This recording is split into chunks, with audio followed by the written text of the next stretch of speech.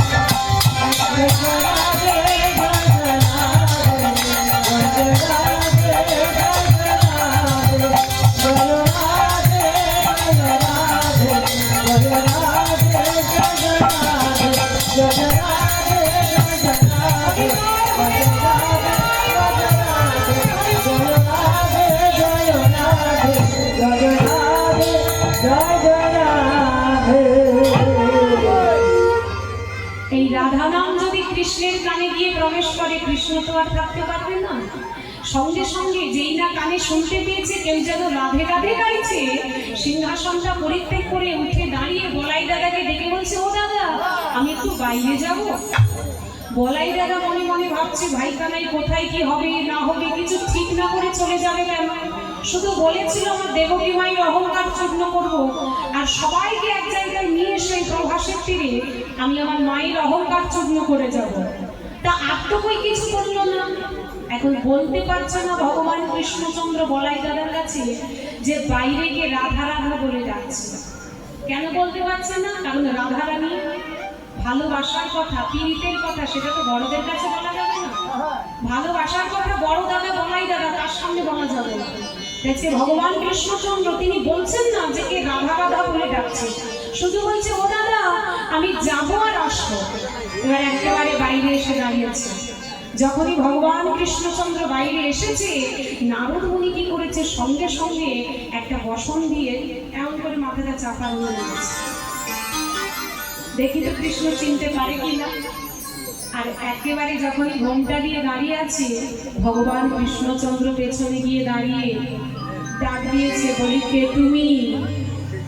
যেই বলেছে কে তুমি, নারদ মুনি ঘোমটাটা খুলে দিয়ে বলল, ও মহারাজ আমায় চিনতে পারছো? হারি নারদ, এসেছো? এসো এসো এসো। সসম্মানে নিয়ে গিয়ে সুন্দর সিংহাসনে বসিয়ে দিয়ে নারদ মুনিকে যখন বসিয়েছে ভগবান কৃষ্ণচন্দ্র একেবারে কাছে হয়েছে। একেবারে কাছে বসে জিজ্ঞাসা করছে, নারদ, এই রাধা নাম গাইতে গাইতে তুমি আসছো কোথা থেকে? নারদ মুনি মনে মনে ভাবছে, সুযোগ যখন পেয়েছি সদ্ব্যবহার করে ছাড়ব। ও প্রভু, তুমি ভালো আছো তো?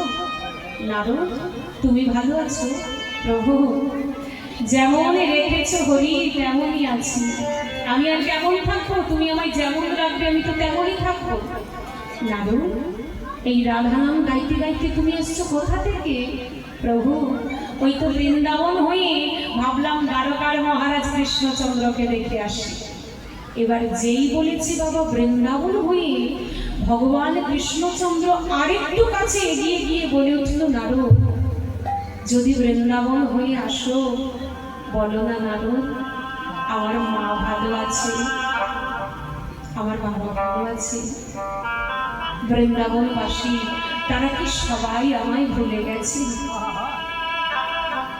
তখনই নারদ মুনি বলল, প্রভু, মায়ের কথা শুনবে?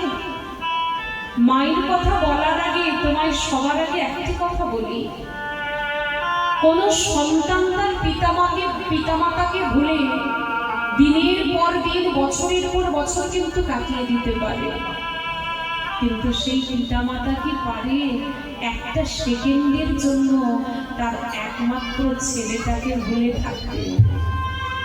পারে না। তাই তুমি ভুলে গেছো তোমার মা যশোমতীকে, আজ পর্যন্ত তোমার মা যশোমতী তোমায় ভুলে যায়। প্রত্যেকটা দিন মা যশোমতী সুন্দর করে নবনীর ভান্ডটা সাজায়, আর বৃন্দাবনের অলিতে গলিতে গিয়ে আজও পাগলের মতো চিৎকার করে ডাকে, গোপাল গোপাল নামে এই দ্বারকাতে তোমায় কেউ চেনে না। আমার পিতা ভালো আছে? তোমার পিতা নন্দ মহারাজ সে যে সুন্দর করে চিতাটা সাজিয়ে বসে আছে গো, কেমন ভাবে জানো? তোমার নন্দ পিতা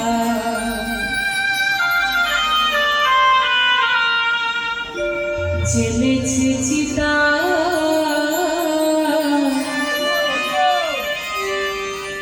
প্রান্তে জীবার তরে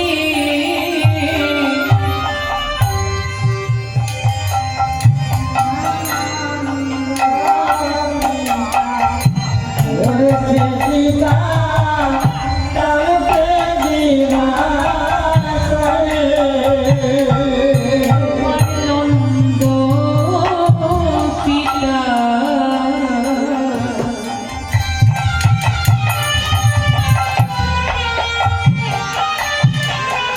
জেলেছে